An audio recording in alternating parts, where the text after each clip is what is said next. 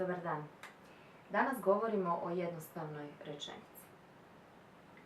Temeljni dio svake rečenice je njezin predikat. Da bismo odredili je li rečenica jednostavna ili složena, moramo odrediti koliko je u njoj predikata.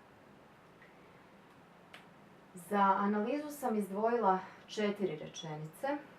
Maja čita, doći ćemo sutra, Marko je odličan učenik i dječaci Ivan i Matej često čitaju stripove. Nakon određivanja predikata u rečenicama, u svakoj ćemo rečenici odrediti i ostale službe riječi. Počnemo. U rečenici Maja čita, predikat je čita. To je glagolski predikat jer je izrečen glagolskim oblikom, prezentom čita. Prezent je sadašnje glagolsko vrijeme. U rečenici doći ćemo sutra, predikat je doći ćemo. To je također glagolski predikat jer je izrečen glagolskim oblikom, futurom prvim, koji je buduće glagolsko vrijeme. Doći ćemo. U rečenici Marko je odličan učenik, predikat je imenski. To je učenik.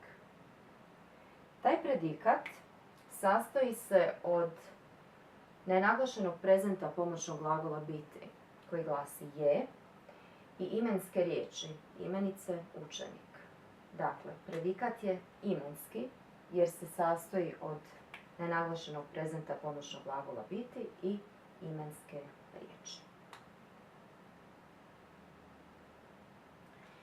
U rečenici dječaci Ivan i Matej često čitaju stripove, predikat je čitaju. To je ponovno glagolski predikat jer je izrečen prezentom glagola čitati u množini. Oni čitaju. Možemo vidjeti da sve 4 rečenice imaju po jedan predikat, što znači da su jednostavne. Taj predikat je u nekim rečenicama glagolski,